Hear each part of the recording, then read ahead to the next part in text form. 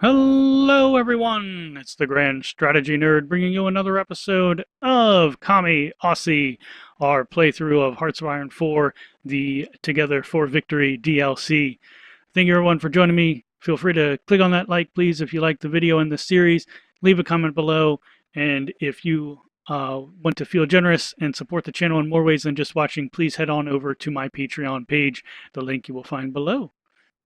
In our last episode, we dealt with completing up the Westminster system, abandoning the Westminster system, and now we are on our way to empowering the workers. And so that is where we're going. Like I said in the previous episode as well, I record these in batches. It's just how I'm able to do it and works out for me. So if you are leaving suggestions for unit names in the comments below, which you can leave, we have 7 of them right now. If you're leaving them below, I will get to them. Do not worry. And I will make sure that they're in the next episode. Or, get them in quicker so that I know that they are there and until I have to record again, basically. All right, so now we're going to move to, I guess we can go to, oh, we're forced into this, I guess. We're still in 1936 here. So let's, I guess we'll research this because that'll open up the other support systems for us. Now, I don't really know if I should have gone for that. I'm wondering if I should have gone with the synthetic refinery. And I think I am going to change to that. Synthetic oil. Yeah, that's fine. We'll get that changed over. That just seems better to use. It's going to take longer to build, of course, but hopefully once we get through this, so after we get through Empower the Workers, where we go towards communism, we could go to a delegation to China, which would give them opinion of us a plus 50.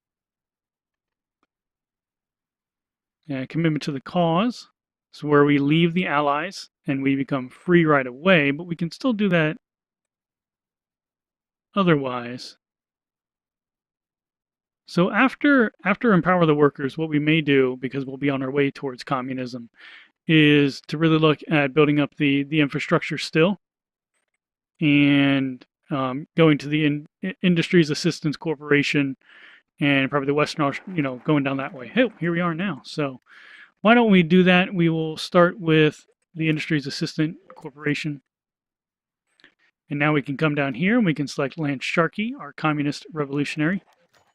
Communism on the rise. While workers rise up against their oppressors around the world, those who claim to have achieved class consciousness in Australia sit idly by and wait for change to come from within a political system so thoroughly corrupt, only revolution could save us from it. So speak new voices in the Australian communist movement.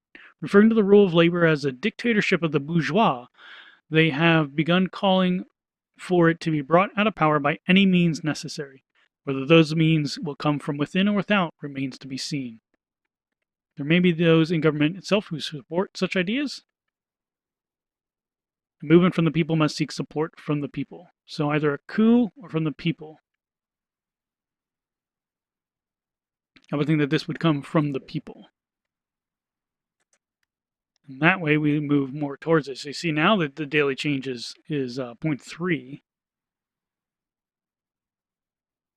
Still little bit by little bit, but we'll get there eventually. It does take some time. Like I said, I've done it before with fascist Mexico. It does take some time, but I think we'll be well on our way there.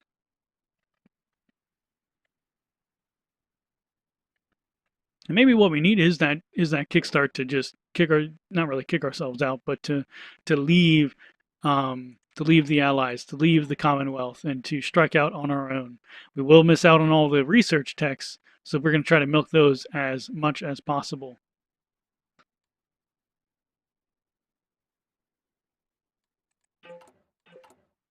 All right, so we're done impressing Paraguay.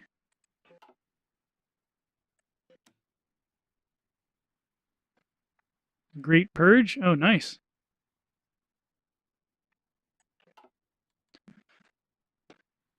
I wish there was a better way earlier to get more tech research slots, but I understand why we can't. So, hey, it is what it is.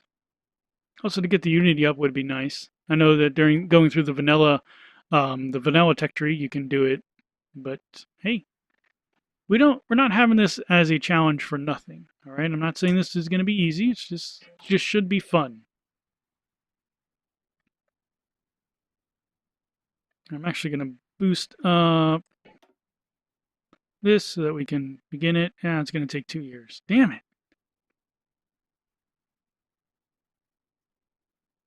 Well, then why don't we, man, it's where I wish we could have more factories. But that's why we're focusing on the infrastructure here with our national focus. That's going to be one military factory.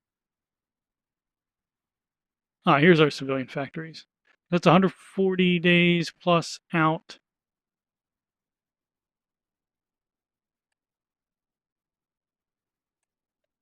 Oh wow, if we would have went with fascism, we could have demanded New Zealand. And going fascism, we could have supplied the Indonesian nationalists and supported their uprising. So I really like this tree. It's very good. Yeah. So and then we could go to creating factions, or we could join the common intern right away.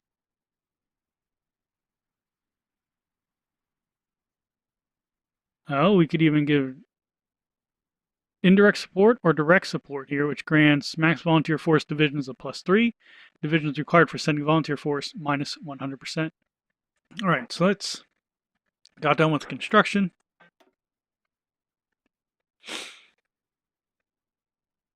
Yeah, resource gain. We'll go with that. That seems much better than the improved machine tools. Still not enough manpower to be creating divisions here. I think we're always going to have that issue for a good long while. All right, so only volunteers. We can go to more research spots though. So let's look at, and that would give us, what is it going to give us? Come on, guys, experience. If we go with the theorists, industrial research times.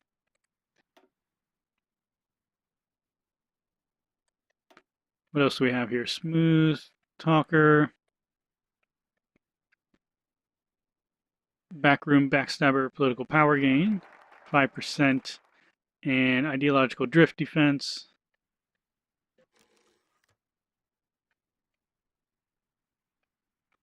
No, shit. Shit, I did not want that. I clicked on it by accident. Damn it, that's a waste of political power.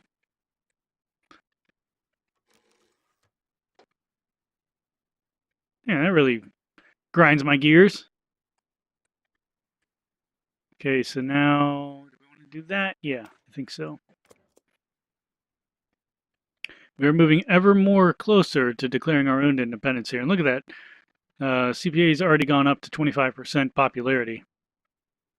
Lance Sharkey's really helping out there. When we move over to the People's Republic of Australia, you'll see that the in-game flag is different than my flag. The flag that I have on my thumbnails was a one that I found on the internet. It's I just like it better than the old kangaroo. I was gonna make my own kangaroo flag, but decided that I like the other one better. But I like both of them. I like the alternate flags, and I want to know, where did Paradox get the ideas for their alternate flags, and how do they implement them? What research did they do to get it, or did someone just dream it up, sort of thing, to see how it would look? And multiple different ones. I don't really know if they've ever really explored that in any of their dev diaries, but that would be interesting to note, and to explore just how they went about doing that.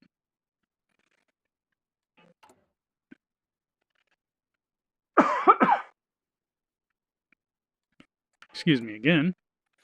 Hopefully I remembered to edit out all my coughs. I don't know what it is, but it's just bugging me a little bit in my throat as I record. Maybe I've been recording a lot. I've been recording a lot of different things, and just sort of setting things up for Christmas this year. And so I think that might be it. Just stress on the old vocal cords there. There's still not much else to do here. I'm going to check here. We're not losing anything. Nope. Current fighting strength at 89%. We still do not have enough guns. Really? I don't really need 34. We're doing all right.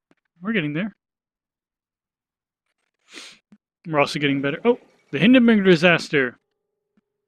All right, so the Hindenburg did explode. Oh, the humanity. No more airships, everyone. I apologize. Hindenburg had to go and ruin it for everyone. Where are we on our research? Still just plodding along. I know it's these early days that we just have to find something to talk about. And what I want to talk about mostly is me and how I'm an idiot. But like I said, with these division names, if you leave them in the comments below, I will put them into the game. Class conflicts divide Australia. The Communist Revolutionary Movement, once a fringe popular... Okay, but there's the start of the Spanish War, too. Excuse me, guys. I'm trying to read something here. Once a fringe popular among radical academics in theory and troublemakers in practice, has seen increased support among the Australian working class. The fact that even more people choose to identify themselves with a class at all implies that Marxist ideas are spreading beyond those who actively seek to overthrow the government. Labour members lament this development, longing for a time when Australian was what people identified as first and foremost. Their concerns are not unfounded. It could be argued that a revolution is already underway, occurring on several levels of society, and it may be too late to stop it. Change in popularity of 15%, but our unity goes down by 2. That's a huge change. They're on par with Labour. When do 1937 in September? You never know, guys. What do we? Oh, okay, because we adopted communism. Oh, that's awesome how the picture changed. That's pretty cool.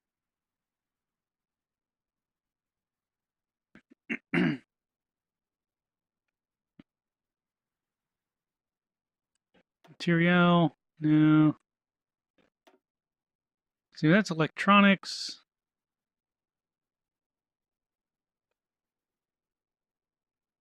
You know what? The electronics may be the way to go.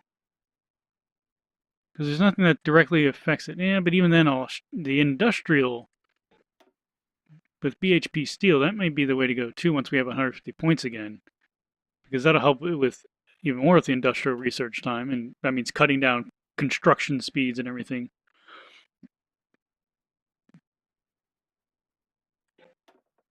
I don't really think there's anything else we can look at here. And plus, all these, I wonder if all these guys will change once, if we become communist here, or when we do become communist. Let's not work in ifs here. We're going to work in going to happen. Flying the Jolly Roger? Submarine operations. All right. So here we're going to go with South Australian Housing Trust so that we can get 2 civilian factories. And then we're going to switch back into the political ideologies, national focuses. All right, so CPA is now the leading party in Australia. And so now we're scaled to 25% here, so our daily change is only 0.07, but that's still quite enough here, especially as we're coming into election season here in Australia 1937.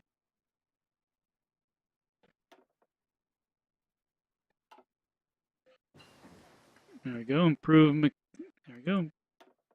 Now we'll move over to industrial. So on this one, we do have 50% less time here for that. Construction 2. Let's look what else we have.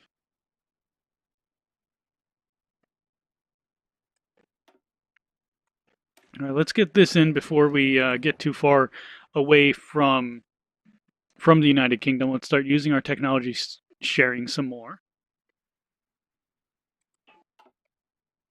There's been a lot of murmurings there at Downing Street about the Australians and their communist leadings. See, you come here for some from some stupid gameplay, and you get some stupid voice acting while you're at it. You know, it's I am the whole bag of a nerd. Okay, there's you just don't get stupid. You know, whiz. Actually, I'm not a whiz at math, but um, you don't get random details just here. You get really adequate and average gameplay, as well as someone who thinks they're funny, and really bad voice impressions. So I think you get the whole bag when you come here to the Grand Strategy Nerd. I really do, and that's why I appreciate every one of you. Amelia Earhart survives. Excellent. She circumnavigated the globe. Oh, that's fabulous. Nothing like a woman doing it. We will hold her up as a symbol of. Oh wait, she's not Australian. Damn it. We cannot hold her up as a symbol of the communist ideology. You know, kind of get to a point here where you're like, well, we just need to jump ahead here. Why isn't it September already? I want to change over from this oppressive, democratic, bourgeoisie, bourgeois government that's been set up over me. Communists demand a referendum. Marxists, well, look at that. Complain enough and it takes root. Marxist ideas took root in Australia a long time ago, but have gained much more widespread support lately. The movement has spread outside political theory and into political practice, with disgruntled workers and even some high-profile celebrities voicing support. The communists call this class consciousness. The Labour call it a fast track to riots and treason. Showing little faith in John Curtin being willing to implement the reforms they demand, the more vocal communists have called for an immediate referendum to have the current government removed. While we might be able to reverse the momentum of this mass movement, failure to do so will doubtlessly result in the more popular communist method of removal, revolution. So we go with un-Australian activities must be stopped. Ignore them, they are just causing troubles. Or the referendum is preferable to a bloody revolt. Public elections will not be held. National unity only dropped by 5%, but the CPA becomes the ruling party. Heck yeah! There he is, our great leader, Richard Dixon. And we are now part of the Australian People's Republic. Like I said, I like this flag, but I do like the flag that I have on my thumbnail as well. So, look at that. It only took 3 episodes. We're halfway through 1937, but we have already become the People's Republic of Australia. So, thank you, brothers and sisters. Thank you, comrades, for for your support in this endeavor. I'm going to leave it off here. There is no better way to end this episode but to show that the glorious Australian People's Republic has now been born, and we shall throw off the yoke of our democratic oppressors out there on the small islands of Great Britain. Well, thank you, as I said, for joining us, joining me, and joining everyone else watching. Please click on that thumbs up, leave a comment below, share this around the internet, and if this is your first time here, I would be very, very gracious if you click on that red subscribe button. Lets me know that I'm doing a great job and that you want to see more grand strategy games from me, the Grand Strategy Nerd. Till next time, everyone, good night and good luck.